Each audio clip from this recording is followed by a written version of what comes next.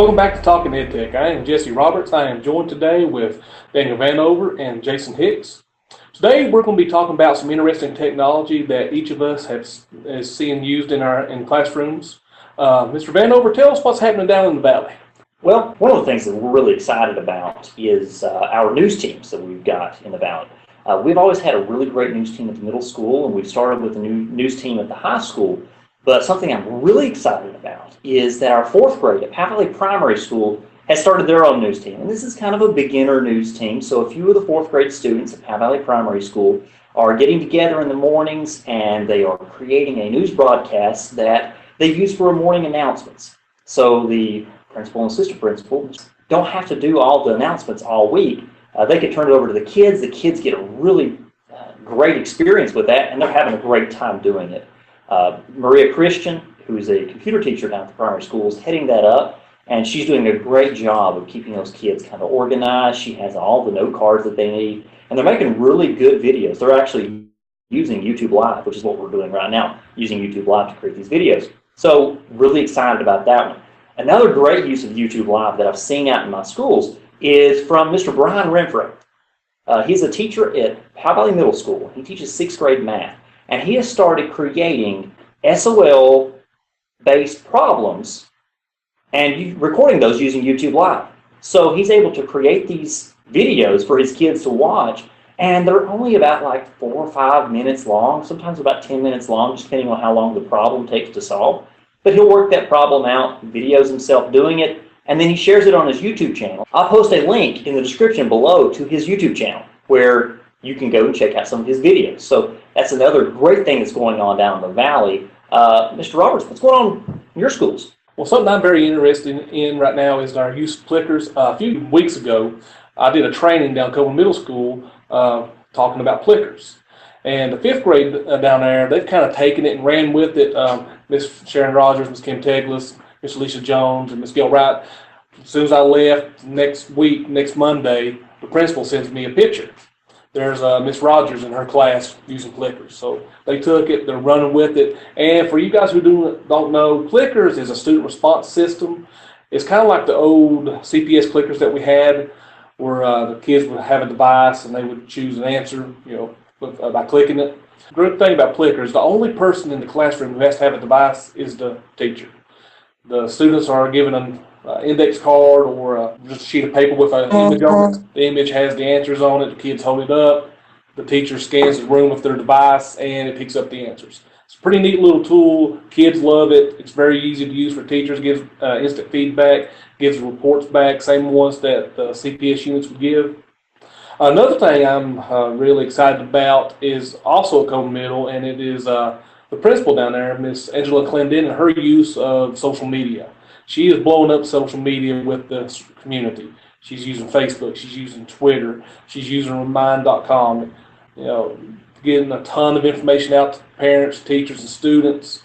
I can't turn my phone on without having a notification from Coburn Middle's Facebook or Twitter account.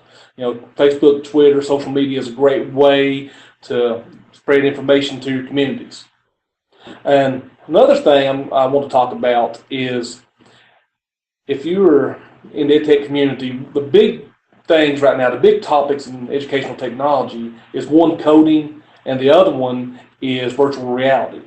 Now, our football team down Coburn at Eastside High School, we are using a virtual reality with our players. And Mr. Hicks, would you tell us how we're using that down there at Coburn? I ended up getting an app for virtual reality. Now we're using just simply a quarterback training one. I bought a headset, inexpensive, about 10 or 15 bucks for a headset, allowing one of our quarterbacks to use that now. What it does, it actually places him in a first-person view of almost being like in a Madden game. The game actually trains him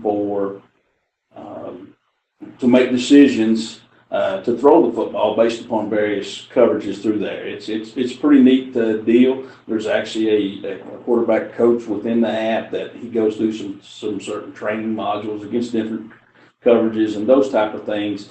And then there's an actual kind of, they call it game mode, but it's actual test mode. Here's here's a certain play you're going to run. Here is the coverage you're seeing. Now you make the correct choices to who determine who to throw the ball to. So that's one.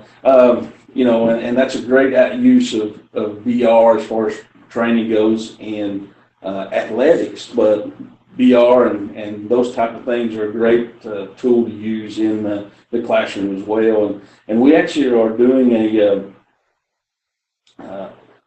session this week with our Title I folks for a couple meetings over at J.W. Adams and also in Wise Primary School. But what you're seeing here is a virtual field trip from Nearpod. And they have, you know, there's several of these things out there. You can find these on YouTube and different things. But here's a kind of a virtual field trip. You can take your students here scuba diving, as you can see, and they can kind of see all around it. They can look at the biome here within our oceans. Check out fish, coral reefs, all those kind of things. Just things that, you know, being here in Southwest Virginia, a field trip to the beach would be nice, but that's not anything that we'll probably be able to have time to do. So a pretty neat deal there as well. Another thing or two that we're kind of excited about that I see going on in my schools. I've got some teachers, Miss Bevins and Miss Sturgill, two that come to mind.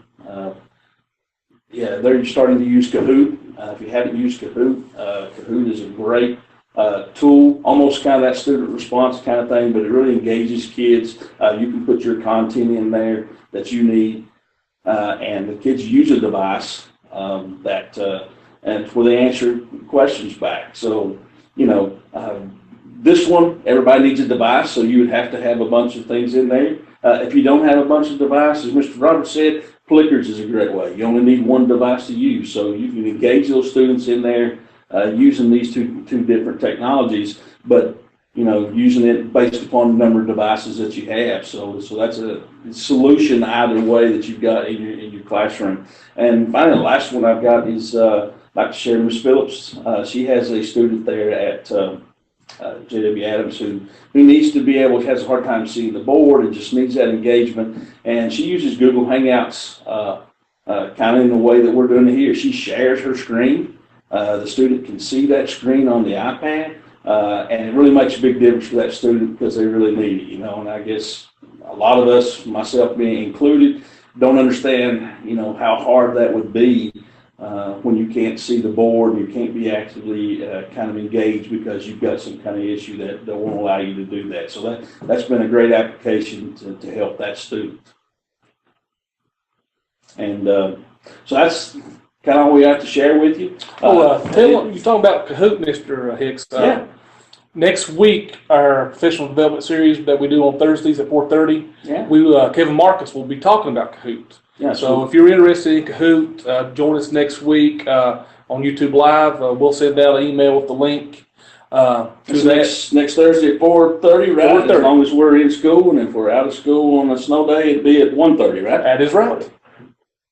So thank you guys for joining us, and we'll catch you next time.